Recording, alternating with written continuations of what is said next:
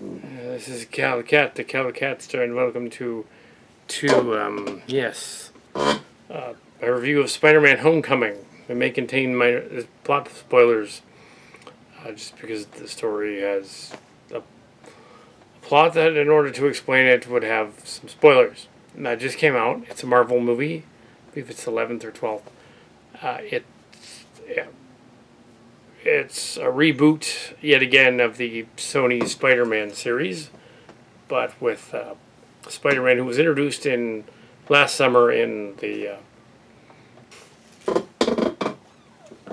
Spider-Man: Homecoming is a reboot of the Sony Spider-Man franchise, which they rebooted for the past 12 years. Now it's 3 times.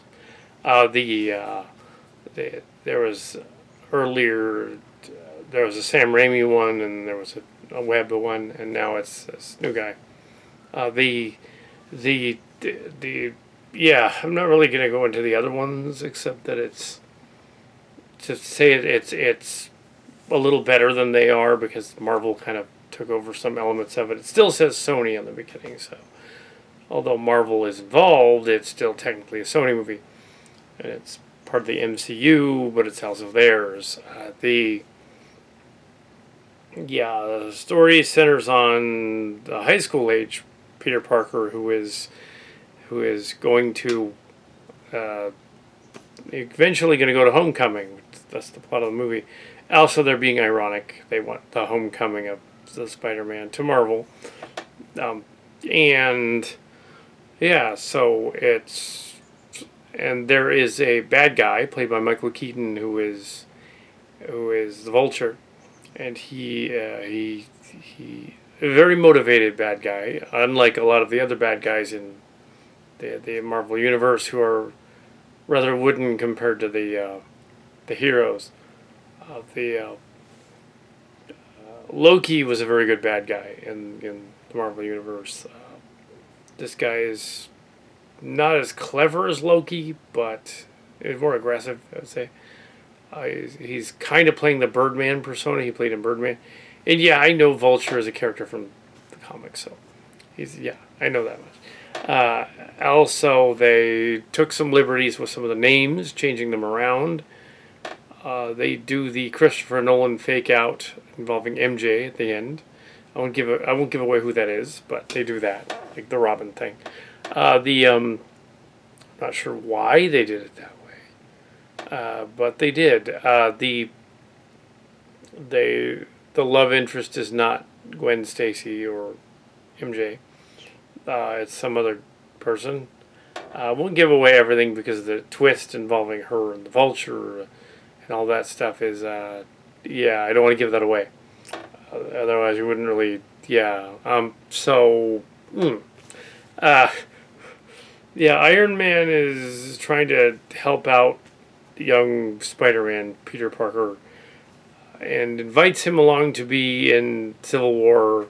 Not really sure why, but he does. Are the other Spider-Men in the other 2 universes, one of which just ended 2 or 3 years ago only, abruptly, with the Rhino attacking him? Is that one no longer count? The Andrew Garfield one? No, just not count anymore? Or what about the Tobey Maguire one from earlier? Does that one count? Because now he'd be in his late 30s.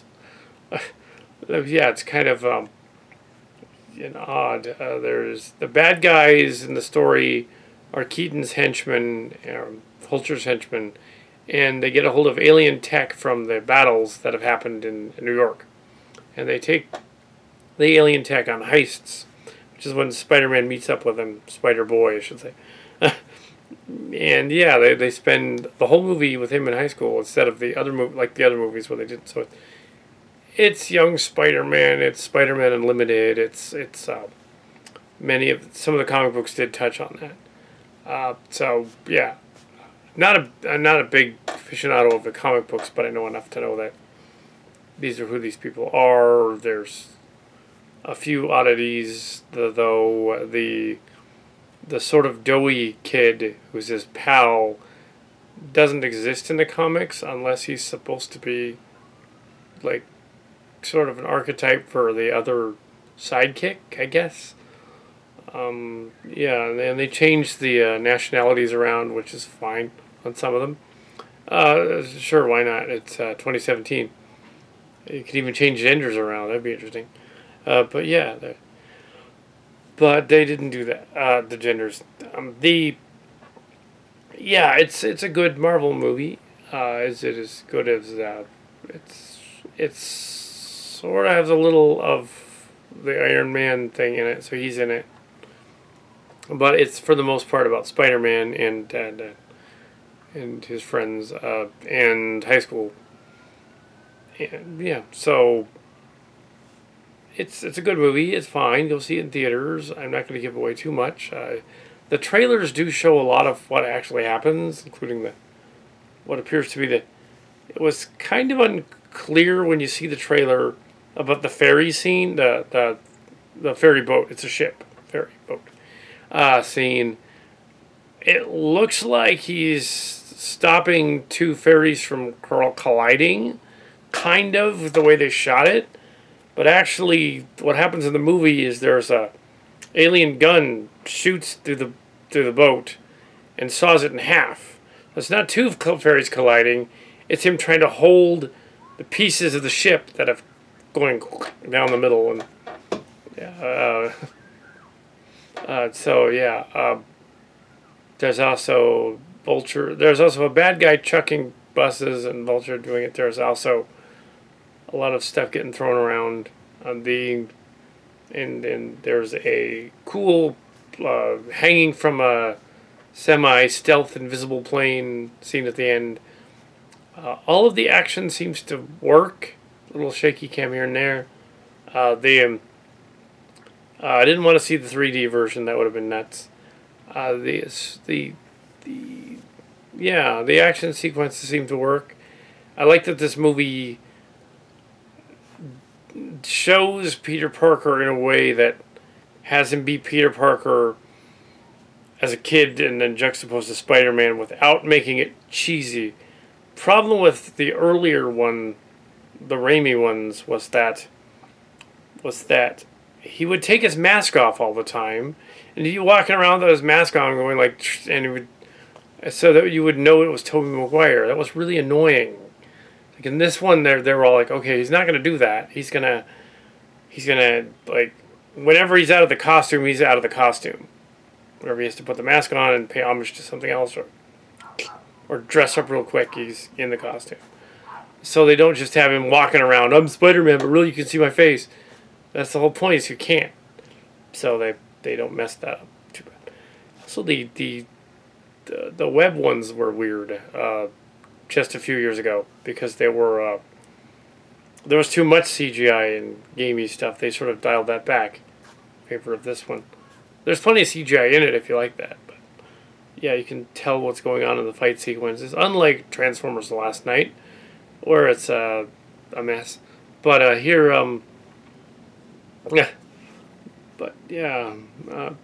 yeah, here it works. Here you have a robotic suit-clad villain who actually has a lot of motivation and backstory involving like being some kind of a gangster who has family and he's also an contractor, I guess, who took the stuff because but in the beginning he is told not to take stuff, but he does, and anyway, and then sells the alien stuff. Yeah, so no, the movie's cool. The characters are good. Garfield does a good job conveying that he's still a teenager. I think it helps that he's closer in age to a teenager than the other two were. Tobey Maguire was practically 30 when he played that part, and maybe even 33.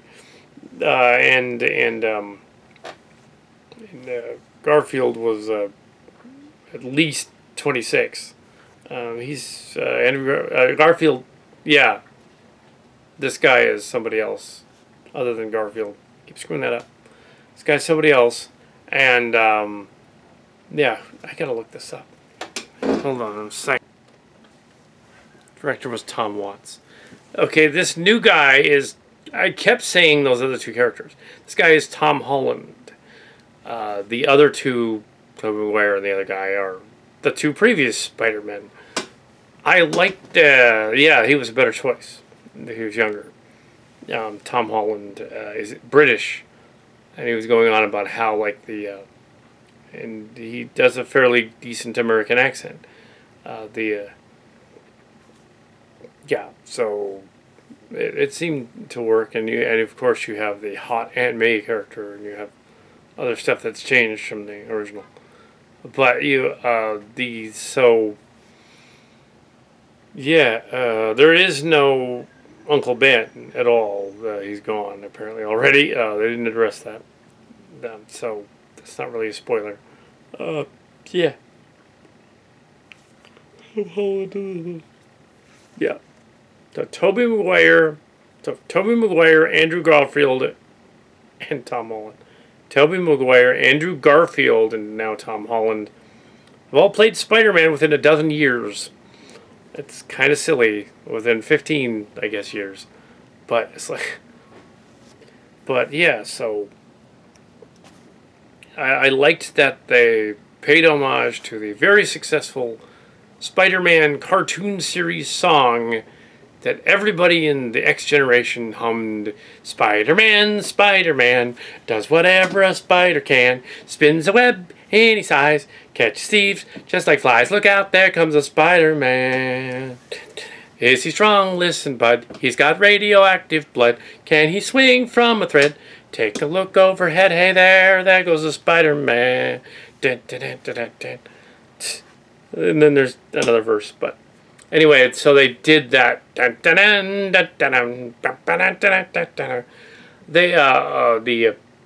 the Stone Gremlins also did a review of this and noted that during the homecoming prom scene, one of them was annoyed that they kept playing 80s tunes as if the kids these days in 2017 would play 80s tunes. I think they might. The reason they might is because of Glee. There are plenty of the millennials that will play 80s songs thinking they're new because they watched Glee, that big Fox TV show with the karaoke versions of 80s tunes all over it, like Neil Simon, Simon & Garfunkel, Madonna, Journey. They would play all these songs that Foreigner, Sting, Springsteen. They'd do songs from the 80s and they would have no idea that's where they came from. Phil Collins is, of course, Journey. So, yeah, Elton John, stuff like that. They may not have done Elton John, but they should have. But, yeah, so they played some 80s songs. I figured, fine, yeah, Glee was a big deal, so they totally could know. Yeah, they totally would know them and play them.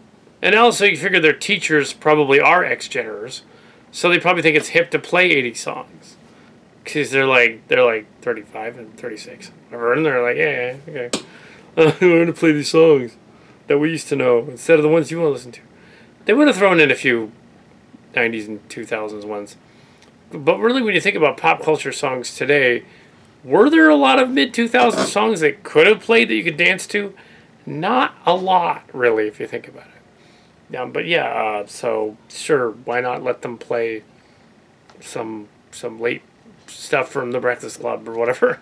It's fine. But because they might have known that. Yeah, Glee.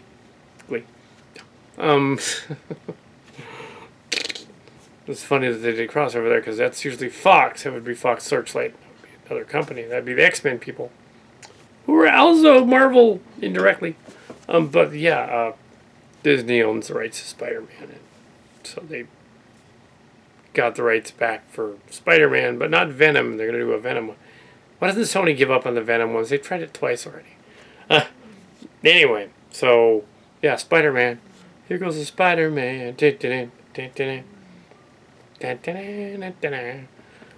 I bet that a bot will go off during that, even though I was singing it a cappella. That'll probably happen. But yeah, the plenty of songs in there to go over. Yeah. It's fine. It's fun. It's fun, lively, spirited movie. It's If I go see it in theaters, yeah. Well, it just started, just came out. It's has a good hero and a good villain. Iron Man's not in it that much that it is an Iron Man movie. It's not a Spider-Man movie. He's sort of in the background as a Uncle Ben type of, or father figure type. But yeah, they sort of skirt around that awesome power comes on responsibility line in there. Yeah, there's PSA gags from Captain America. Obviously, this director is familiar with that and G.I. Joe, and should probably do they should let him do a G.I. Joe movie. They do, and they should. Sure, he'd be fine. Probably busy doing Marvel though. I guess next up on the plate for Marvel should be Black Panther. So, yeah. But next on the plate for Disney is Coco.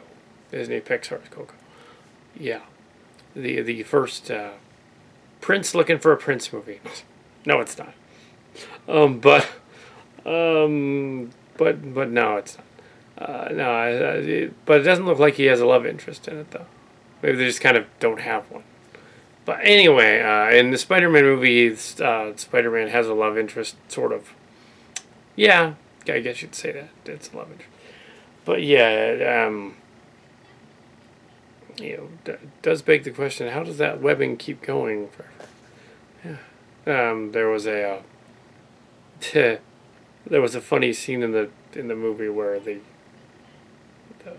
doughy kid is typing and stuff, and the teacher catches him on the computer instead of saying like he was hacking for Spider-Man to get into the thing and stop the bad guy. Instead of saying, he turns and says, "I was looking at porn." It's like, maybe he wasn't, but convince the teacher he wasn't hacking anything for porn.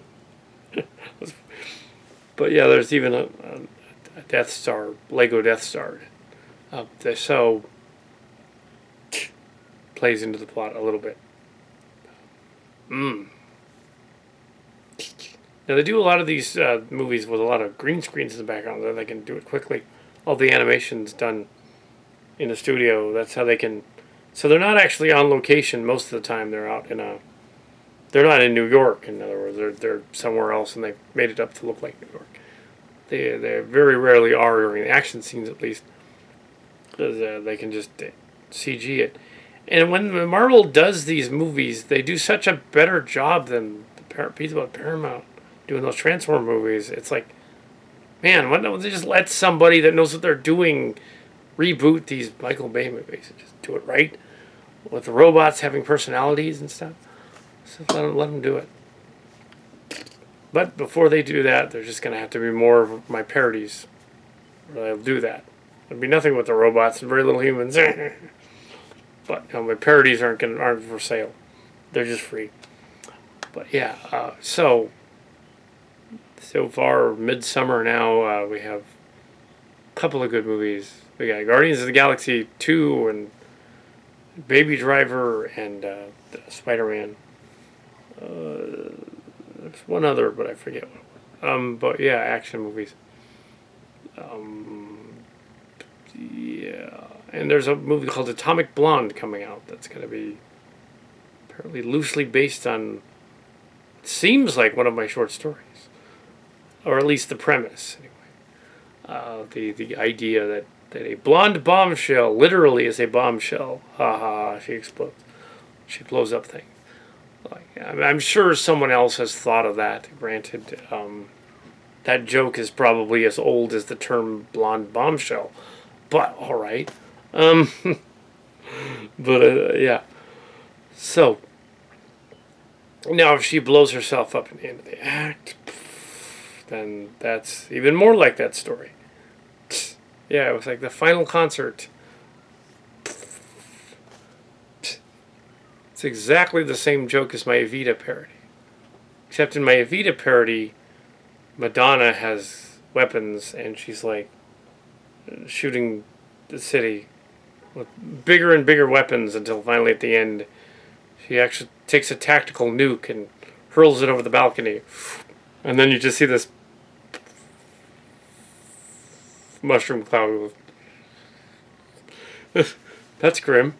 But yeah, well, she's singing "Die for My Beauty Argentina." But yes, yeah. Also, our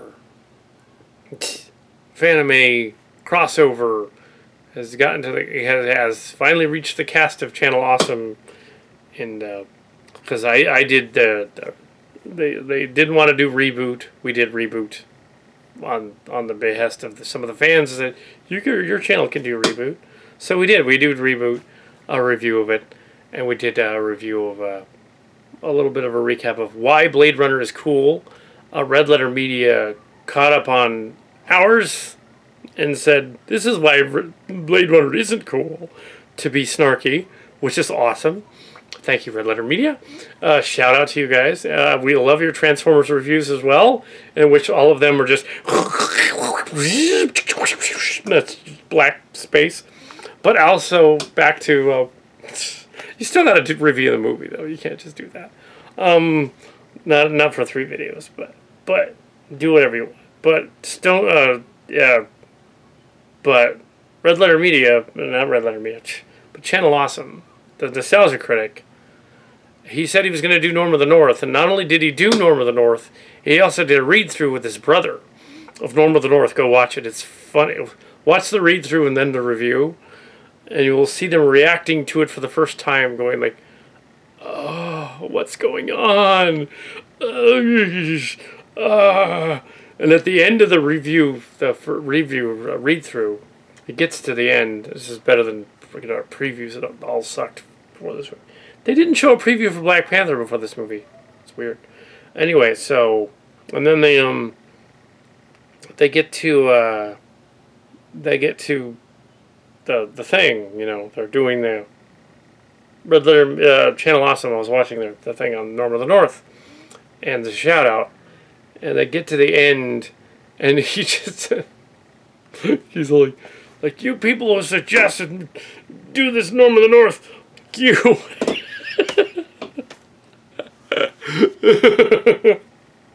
Yep.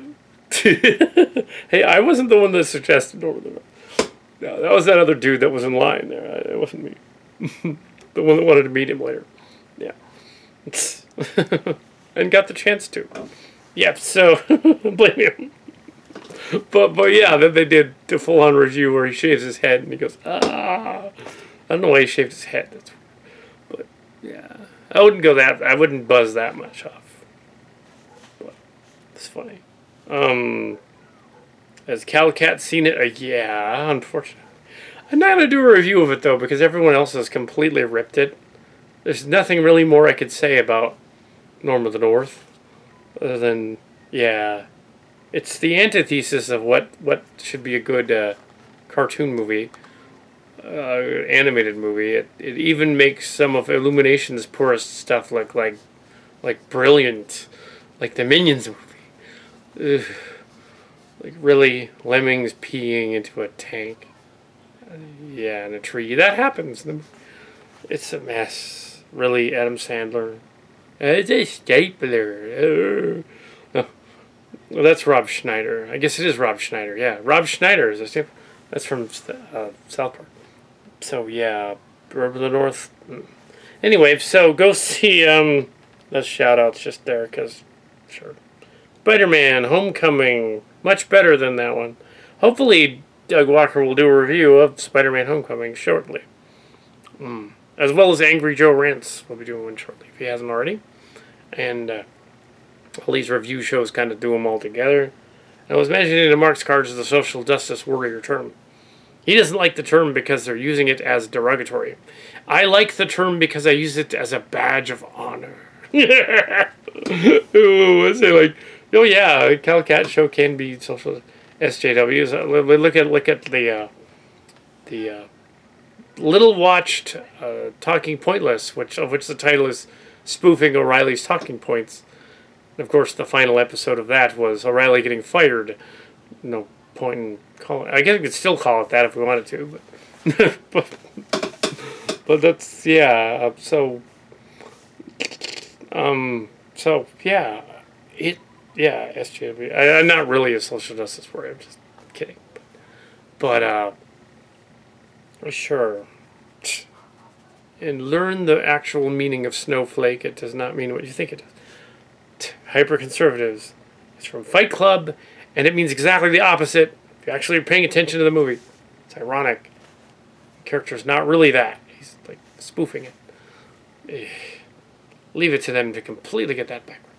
That's according to Mark's cards. And now, go see Spider-Man Homecoming. Yeah. I rant at the end. But it's funny, though, because it's current, pertinent.